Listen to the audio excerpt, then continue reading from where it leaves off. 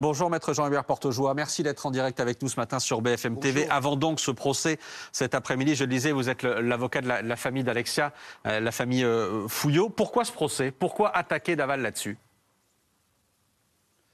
Jonathan Daval doit aujourd'hui rendre des comptes. Rendre des comptes sur ces 6 mois de mensonges, sur ces 6 mois d'accusations, au terme duquel il a affirmé que Grégory Daval avait étranglé Alexia. Donc aujourd'hui, nous jugeons Monsieur Daval, non pas pour le meurtre d'Alexia, mais pour ses mensonges pendant 6 mois.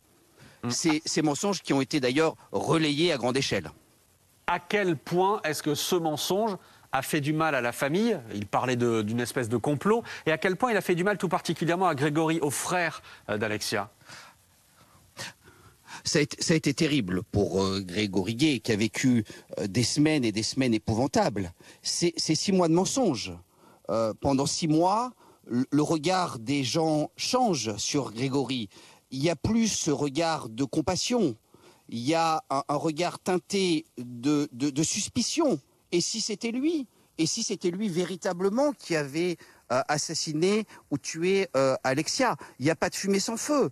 Donc Grégory l'a très mal vécu d'avoir été accusé injustement. Et puis professionnellement aussi, il y a eu des répercussions. Il devait notamment partir aux États-Unis pour un projet professionnel qui a échoué du fait de ces accusations mensongères. Maître, je voudrais qu'on écoute ensemble Martine Henry, la mère de Jonathan Daval, qui était notre invitée il y a 1 heure sur BFM TV. Elle nous a dit plusieurs choses. D'abord que son fils serait bien là cet après-midi au tribunal. Deuxièmement, qu'il assumerait avoir menti, qu'il assumerait ce mensonge. En revanche, elle le dit, elle ne se sent pas de s'adresser à la famille d'Alexia. Je vous propose de l'écouter. Quand on l'a vu, il était bien, donc il a envie de venir. Donc il m'a dit qu'il allait assumer. Donc pour moi, ça va aller très bien. On verra bien quand il va être sur place. Pour moi, ça devrait aller. Non, il n'avait pas peur. Donc on verra bien quand il va être sur place. Ah non, moi je viens pas pour m'adresser à eux. Moi je viens parce qu'il y a mon fils qui est là, présent. S'il y a un procès, on est là, on est présent. Mais moi, j'ai rien à dire. Écoutez, je ne les ai jamais rencontrés personnellement en ville parce que on sort pas en même temps, sûrement. Non, ça se passe bien. On les voit pas, donc de toute façon, je pense qu'ils nous diront pas bonjour. C'est peut-être mon idée à moi. Bon, s'ils disent bonjour, je leur répondrai. Je peux leur dire bonjour s'ils me répondent, ils me répondent. S'ils me répondent pas, je comprends leur malheur. Donc, non, tout va bien. Aucun contact, maître, est possible aujourd'hui entre les deux familles. Comment vous réagissez au propos de la mère de Jonathan Daval? Alors, je vous confirme tout d'abord que mes clients seront présents à l'audience.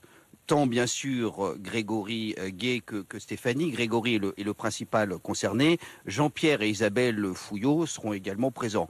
Et je vous confirme également que je ne suis pas sûr que mes clients aient envie de saluer et de converser avec Madame Henry. Tout à l'heure, l'avocat de Jonathan Daval, Maître Schwerdorfer, s'interrogeait sur la nécessité de ce procès. Pour lui, ce procès n'est pas nécessaire, que tout a été dit et toutes les excuses ont été présentées au moment du procès pour le meurtre de l'assassinat d'Alexia Daval. Il s'interrogeait aussi sur les motivations de la famille. Je vous dis ce qu'il nous disait. En gros, il nous expliquait que ce procès, c'était une question d'argent et que la famille voulait réclamer encore plus d'argent à Jonathan Daval. Comment vous réagissez face à ces mots-là? Écoutez, c'est une stratégie de défense pour ne pas avoir à s'expliquer sur le fond des accusations. Ce que je peux simplement vous dire, c'est que au cours du procès d'assises, Jonathan Daval ne s'est jamais véritablement expliqué sur ces accusations mensongères. Premier point. Deuxième point, on me dit, vous voulez battre monnaie avec le décès d'Alexia. Si j'avais réclamé 1 euro, on m'aurait dit, vous n'avez pas de préjudice. votre préjudice est symbolique. Non, le préjudice de Grégory Gay et des époux Fouillot n'est pas symbolique. Encore une fois, ce sont des semaines et des semaines d'accusations. Jean-Pierre et Isabelle ont été contraints de vendre leurs fonds de commerce. Grégory, ça a été extrêmement dur pour lui de supporter ces accusations. Donc on ne peut pas parler de préjudice symbolique. Il y a un véritable préjudice que le tribunal tranchera. Et vos clients, comment est-ce qu'ils vont aujourd'hui? Ils vont bien, ils sont sereins et impatients que leur honneur et leur dignité soient rétablis. Vous parliez de Grégory Gay qui avait été tout particulièrement ciblé dans les accusations de Jonathan Daval, les accusations mensongères, le frère donc d'Alexia. C'est pas un hasard d'une certaine manière s'il a été ciblé. C'est que, comment dire, c'est lui qui a eu des doutes en premier face à Jonathan Daval. On pourrait dire les choses comme ça? Alors, Grégory, il n'aspirait pas à entrer dans la lumière. Simplement, lorsqu'il est accusé, il a passé des heures et des heures, voire des nuits entières à éplucher le dossier. C'est un mathématicien, Grégory. Et il a passé des heures à vouloir démontrer son innocence. S'il n'y avait pas eu ces accusations, je ne suis pas sûr qu'aujourd'hui, Grégory serait dans la lumière. Non, merci beaucoup, maître, d'avoir été avec nous ce matin en direct. Je le disais, procès donc cet après-midi à Besançon. Vous l'avez dit, vos clients seront là. Jonathan Daval sera là et à nouveau, il y aura ce face-à-face. Aujourd'hui, on va suivre ça bien évidemment sur BFM TV. Merci, maître, d'avoir été en direct avec nous.